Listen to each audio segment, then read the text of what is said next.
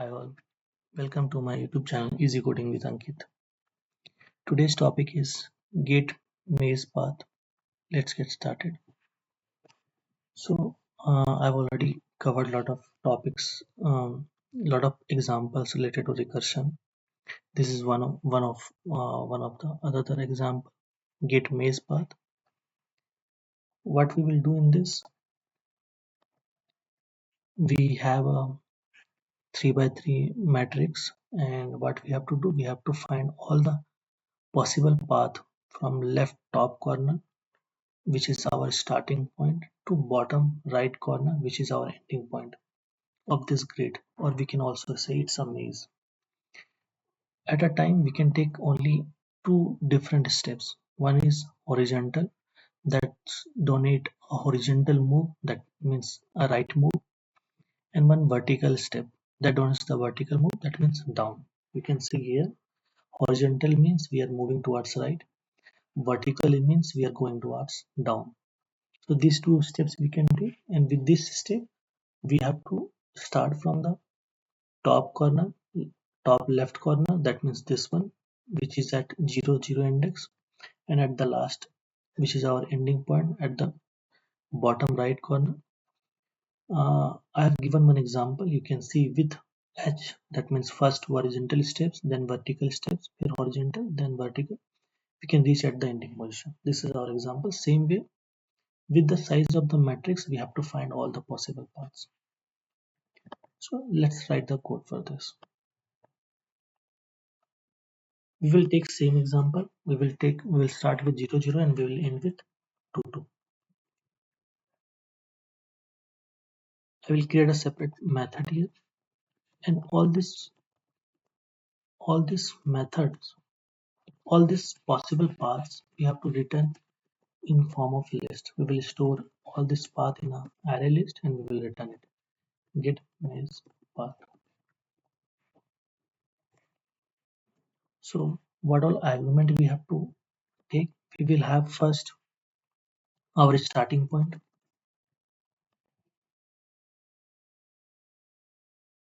or we can name is at current point, current row, and current column,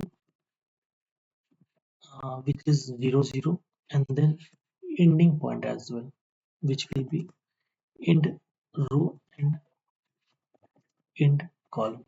So these four arguments we will take, and what I will do, I will call this method. Our starting point, starting current row and current column will be 0, and end row and end column will be 2. So these two, four will be our input. Inside this, at a time we can perform two steps, only either horizontal or vertical. So what we will do, we have to return array list. I will create array list which will store a string. This I will name as a main result, and then again array list. This will be our response from this method, so I will return it here. Inside this we will write our logic. So first logic will be,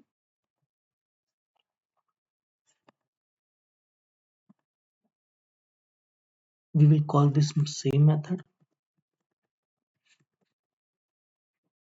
So at the first,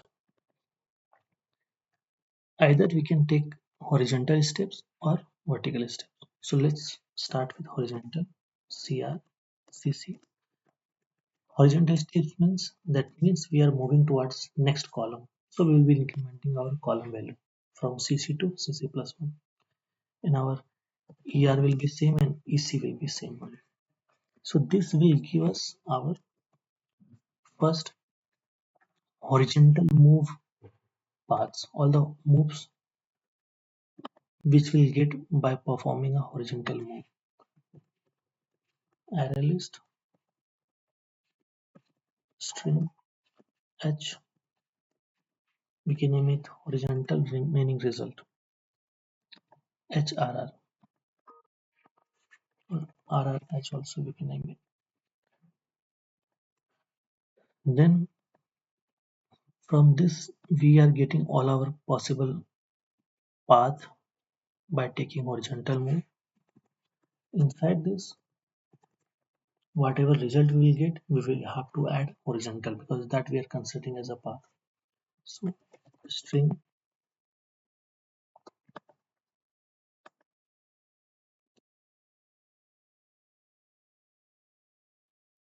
will be added our into main result. So before that, I will add horizontal, and then whatever path will be available, we will add H in all the paths. So this will give us all the horizontal path. After that, again we will call this method same method to take move to next row. That means take a horizontal vertical move, and for that we will increment our CR value. This will also give us response as array list string. Here we can name it as RRV, and for this also we will add for loop, and we will add V in all possible path.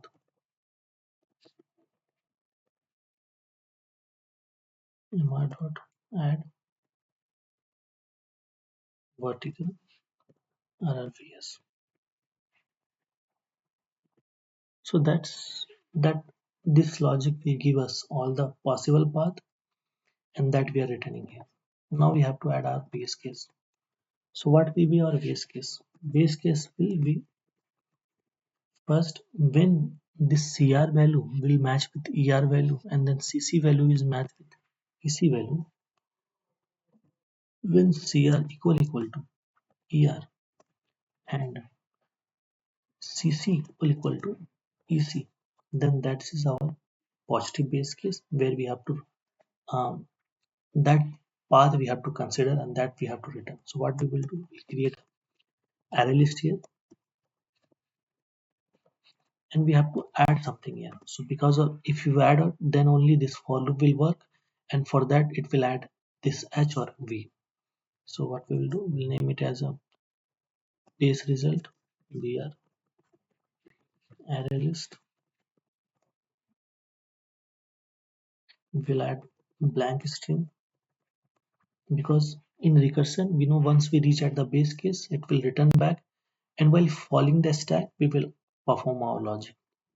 In that case we will be building our path basically, not at the starting while following the stack, not while the building a stack. And then we have to return br. If you don't add this blank, then it will not add anything here, so that's why I'm adding blank, and then later H will be added or V will be added based on this function call. This we will name as a positive base case because where we will get our correct path that we have to return. We'll have some negative base case also. If sometime it will cross ER value, CR value will be crossing ER value. If CR is greater than ER or CC is greater than EC, then this will come as a negative base case. In that case, what we will do, we will return the array list, but we will not add anything here. So we will return a blank array list. So in that case, this for loop will not execute because it's a blank, and this for loop is also not execute. So it will not consider those path basically. That's our logic. Let's run the code. You can see I got 6 paths HHVV. If you see, if you consider the matrix, if you take 2 horizontal steps and then 2 vertical steps, then also you reach at the end. If you take 1 horizontal, then vertical, then horizontal, then vertical, that also is true. If you take horizontal, then vertical, vertical, and then H horizontal, that also will, with that also will reach at the horizontal ending point. So all these are correct path. If you consider the time complexity of this algorithm will be 2 to the power. If you consider row and let's write down here.